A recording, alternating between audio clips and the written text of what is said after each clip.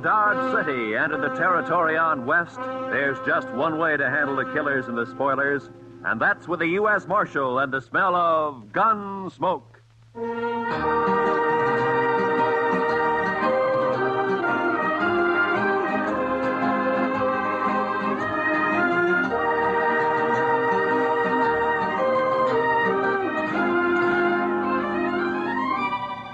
Gunsmoke, starring William Conrad. The story of the violence that moved west with young America. The story of a man who moved with it. Matt Dillon, United States Marshal.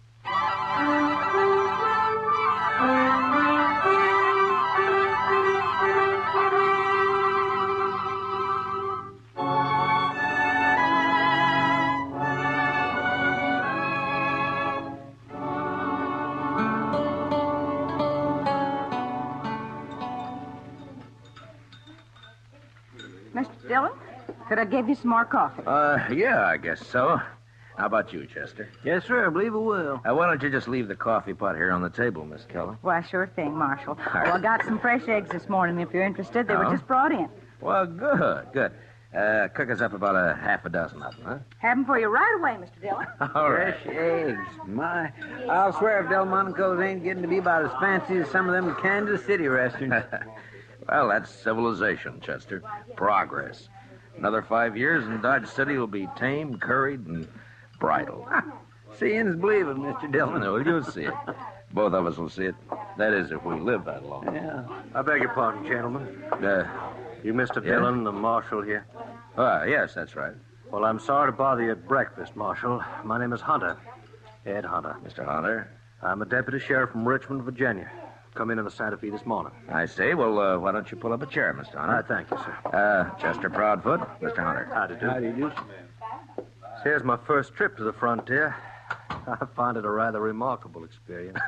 I can imagine. Won't you have some coffee? No, thank you. Marshal, I'm here to arrest 2 men who are wanted in Virginia. No? Here are the warrants and the orders of extradition. I stopped off for them in Topeka. Uh-huh. John Allison, Calvin Moore. Both wanted for murder, huh? Do you know these men, Mr. Hunter? No, sir, I don't. Well, the names aren't familiar to me. I never heard of them. Have you, Chester? No, sir, Mr. Dillon. Well, I have some information that may help. Not much on Allison, I'm afraid. He shot and killed a bank teller at Greenbrier last spring. Oh? He's about 30 years old, dark hair and mustache, medium build, an excellent horseman and a confirmed gambler. Well, that's fine. That narrows it down to about 2/3 of the men in Dodge City. Well, possibly I can do a bit better in regard to Calvin Moore, Mr. Dillon. Now, he came down to Richmond from the north and set up practice as a medical doctor. He was about 29 at the time. And he ambushed and shot young Roger Beauregard and then left town. That was 17 years ago. Beauregard's been trying to trace him ever since. Well, I'm afraid that's a pretty Well, I long have a time. picture of Moore, photograph. Oh? Of course, he was much younger than this. Oh, sometimes there's still quite a resemblance, even after 17. Something familiar about that picture, Mr. Dillon? 17 years. He must be somewhere past 45 now, huh? Are you sure that these men are here in Dodge, Mr. Hunter? Reasonably so. Is there something about that photograph that makes you... Well, it's too blurred to tell much about it. Besides, he'd be 17 years older. Yeah, that's true. I tell you what, Mr. Hunter, suppose you leave the picture and the descriptions with me, and I'll check around town, and I'll keep in touch with you. Thank you, sir. Oh, I wonder if you might suggest a good hotel.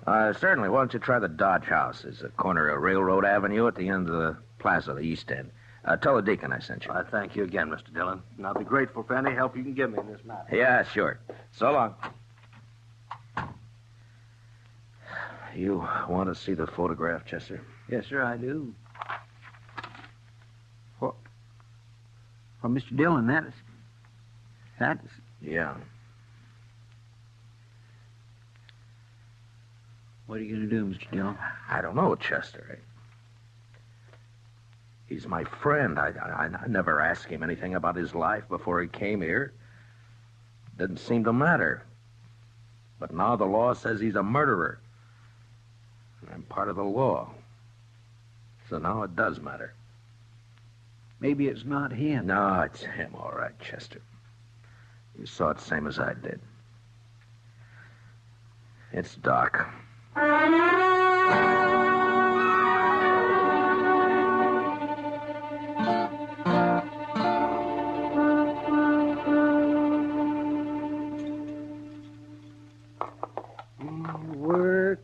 Work. This is the first chance I've had this week to clean a few instruments properly. Gunshot wounds. Oh, Matt. I'll lay odds I'm the only doctor in the United States who makes 3/4 of his living off of gunshot wounds. That's a rough country, Doc. Yes, indeed, it's a rough country.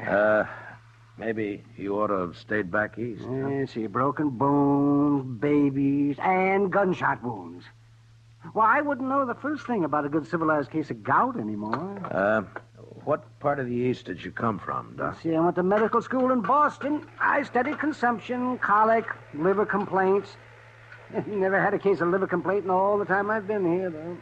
No, I guess that kind of thing is more common down south, around Richmond, Virginia, for instance, huh?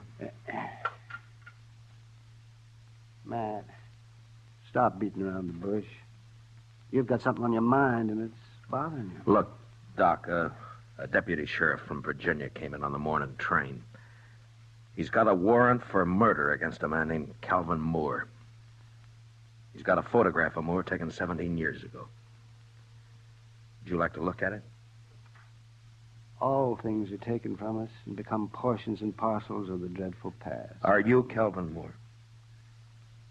It wasn't murder, Matt. They said it was murder, of course. The Beauregards were an important family.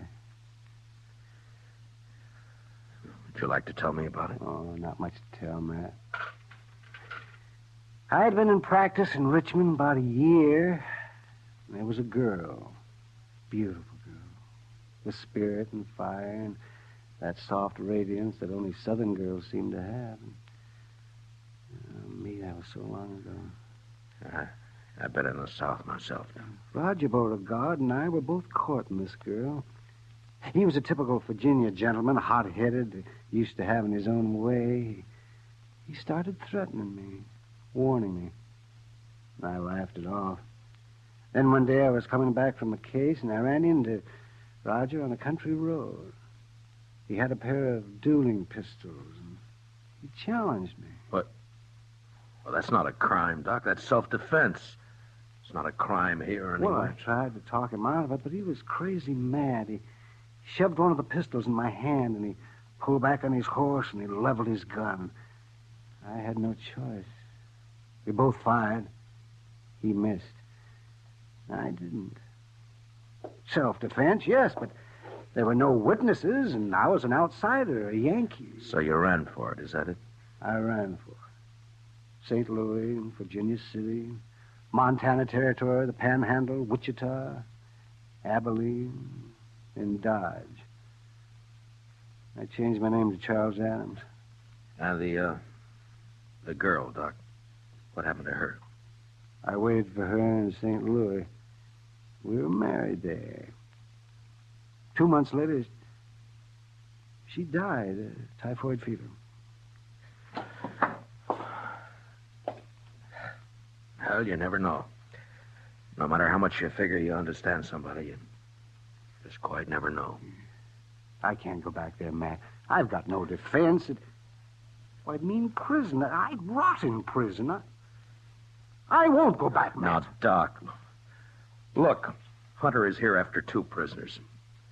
I got no right to my own rules, to go after one man and keep the other one covered. I always figured that the only kind of law that would work out here is an honest law. What are you going to do? Doc, I don't know.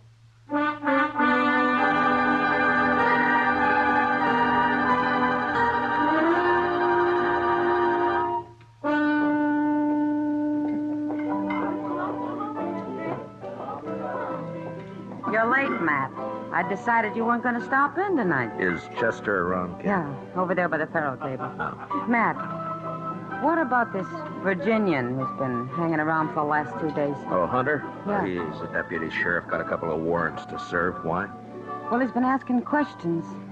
Some of the boys are getting a little skittish. Now, there's no call for it as long as they're not named Allison or Moore. Are you free now, Miss Kitty, or are you busy?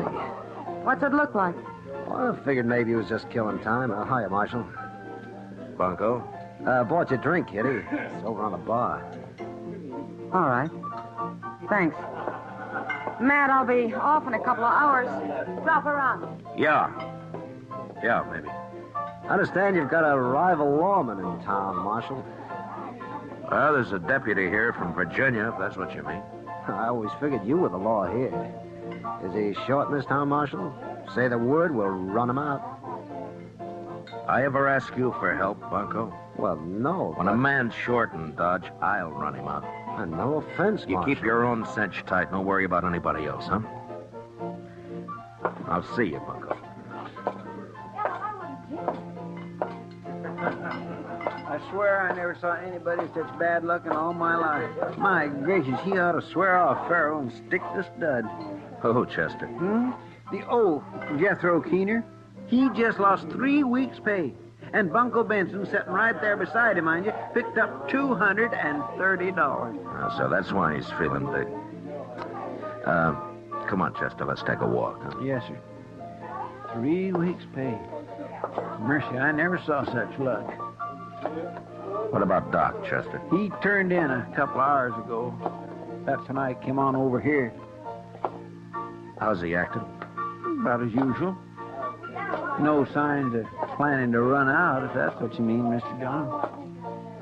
One thing he's doing, though, that he's never done before.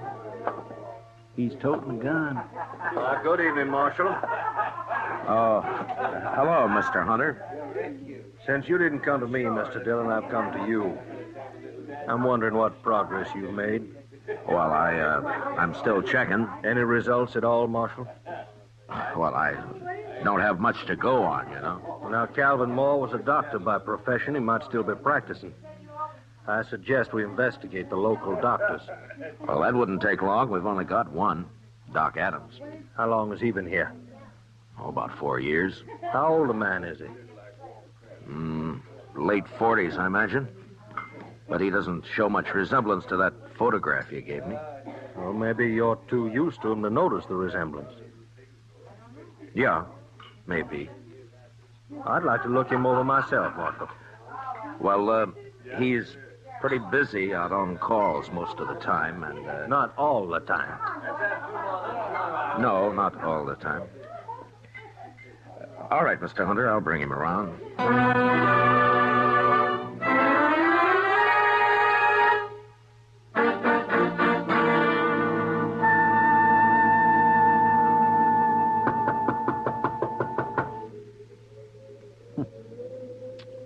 That's funny, Mr. Dillon. Yeah, he should have answered by now.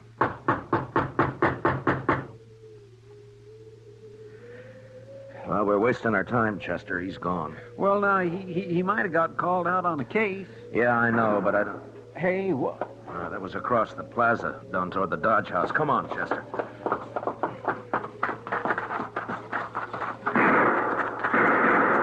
Somebody sure is stirring up smoke. Yeah, it's across the street.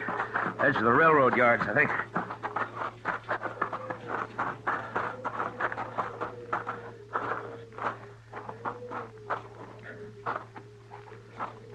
That you, Marshal? Yeah. What happened, Mr. Hunter? Somebody tried to kill me. I started into the hotel and they fired from the dock here. I fired back, but he got away. You, get a good look at him? Oh, no, I just saw the flashes. Well, this is an easy town to get killed in, Mr. Hunter. So it seems. About that doctor, Marshal. You didn't bring him around. Well, he's out on call. Think I want to meet him more than ever now.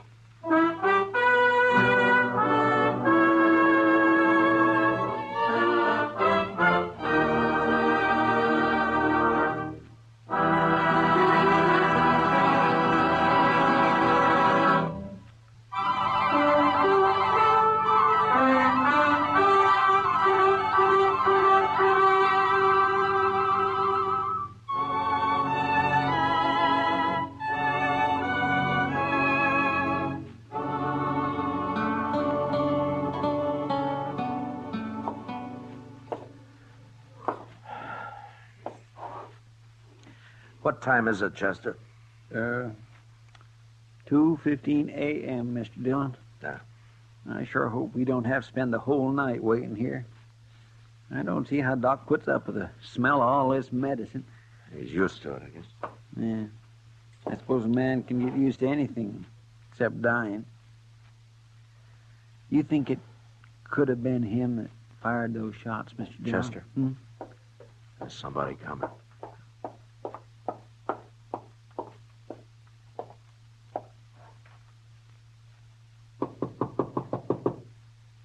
I'll get it.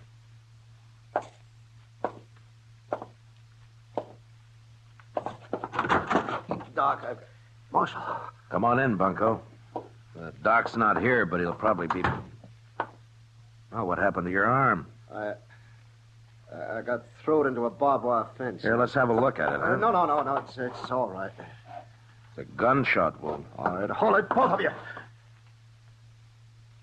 Well, is that the same gun you tried to kill Hunter with, Bunko? Stay where you are, Marshal. Yeah. Around 30 years old, dark hair, mustache, medium build, excellent horseman, confirmed gambler. Wanted for murder. John Allison. Alias Bunko Benson. Am I right, Bunko? He's not taking me back there. You stay where you are, Dillon. Now, don't be a fool, Bunko. Put away the gun. Stay back. I'm warning you. Bunko, look! All right, Chester, let's get him over to the jail.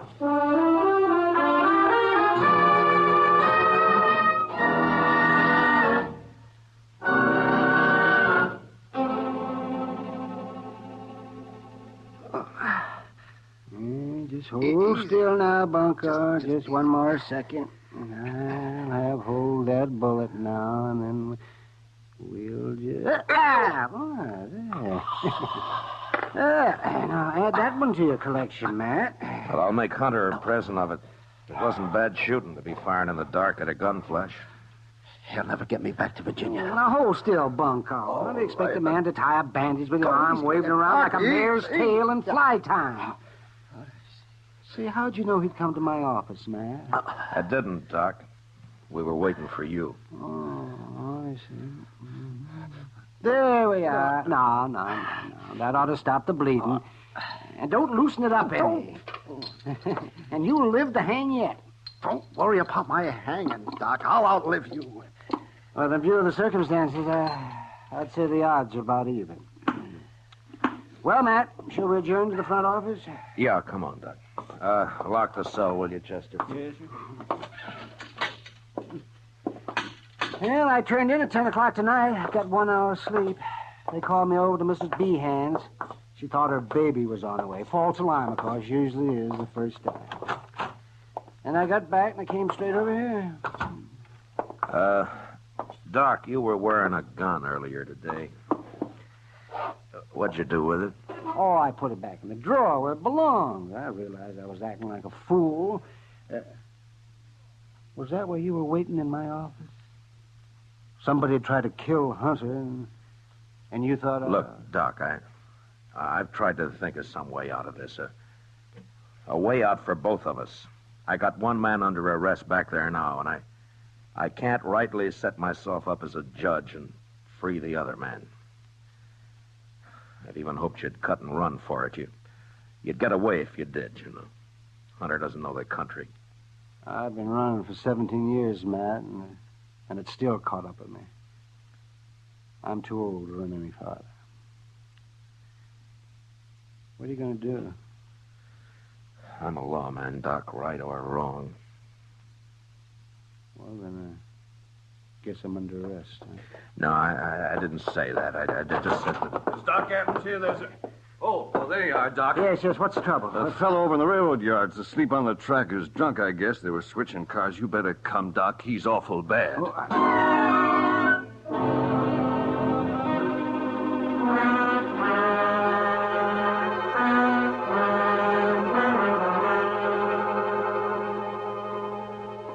2 lanterns, Mr. Dillon. That ought to be enough. Good, Chester. You ready, Doc? You're ready as I'll ever be. All right, let's go. He said near the loading pens. Down this way, I guess. Yes, sir. It looks like some lights over there.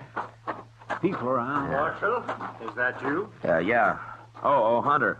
I thought you went to bed hours ago. I'm a light sleeper, Mr. Dillon.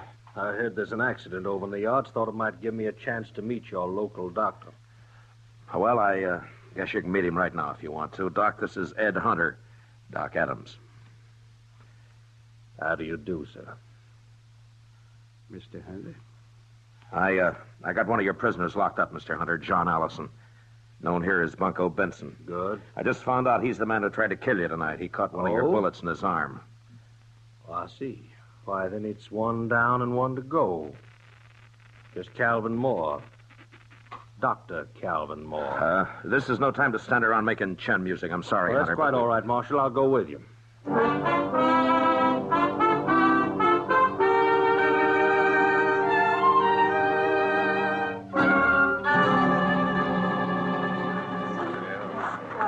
Will you pardon us, please? All right, will you move back and let us through here, please? Here, Doc, this way. Yeah, I'm right with you, Matt. Please stand back now, will you? Give Doc a chance to Yes, work. please, if you please, just stand back. Bad is right. Well, we'll do what we can. Come on. That man who's hurt, Marshal, who is he? Oh, just a drifter. Been around Dodge a couple of years. Calls himself Texas Joe. No friends or family.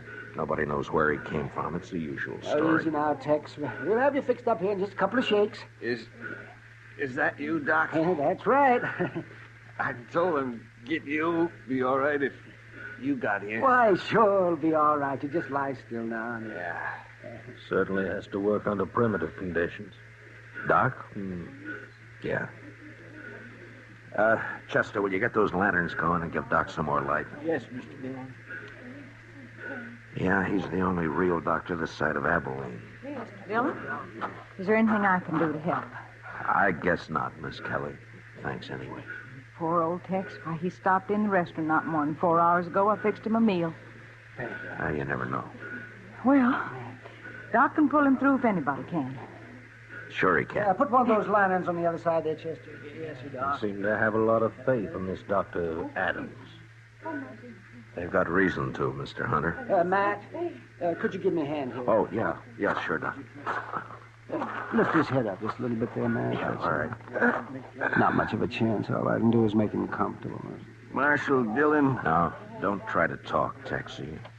You're going to be all right. you've been decent to me, Marshal.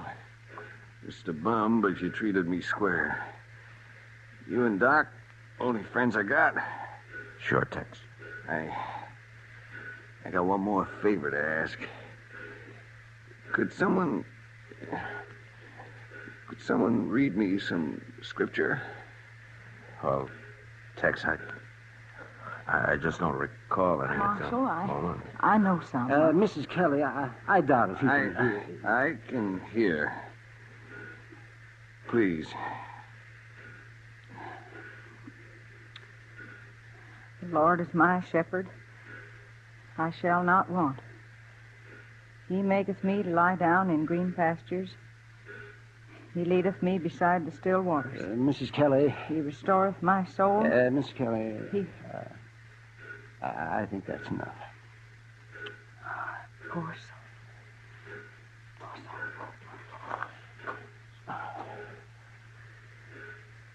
Well, you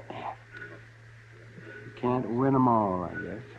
No, you can't win them all, Doc. Well, Doctor, as the only physician here, I suppose you also function as coroner. That's right. Yes. This man will be buried in the name of Texas Joe. Don't you worry about that. Boot Hill is full of men buried under nicknames. In this country, we... Doc! Doc, I just came to...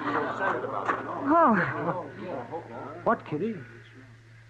Oh, Doc, I've been sitting up with Mrs. B, and you left too soon. She needs you over there right away. Well, then it wasn't a false alarm. No. All right, Kitty, I'll be there just as quick as I can, but Well, as soon as I... Kitty, you go on back over and do what you can for her, huh? Doc will be along. Oh, all right, Matt. You better hurry.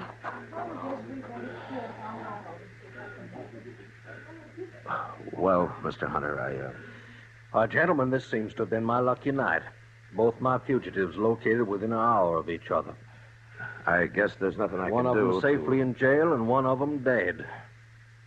What? Didn't you notice the resemblance, Marshal? That Texas Joe there, he's obviously the man in the photograph. I saw it immediately. Well, Mr. I hope Hunter, you'll take all the necessary steps to see that he's buried under his real name, Calvin Moore. His death, of course, closes the case, and I'll be leaving for Virginia with my other prisoner tomorrow. Well, Mr. Hunter, I just don't know what to say.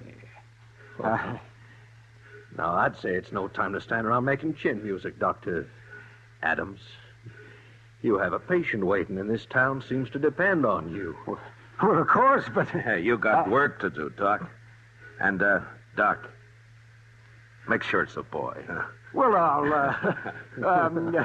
do my darndest, Matt. Yeah. Well, good night, gentlemen. Good night, Doc. Good night, Doc.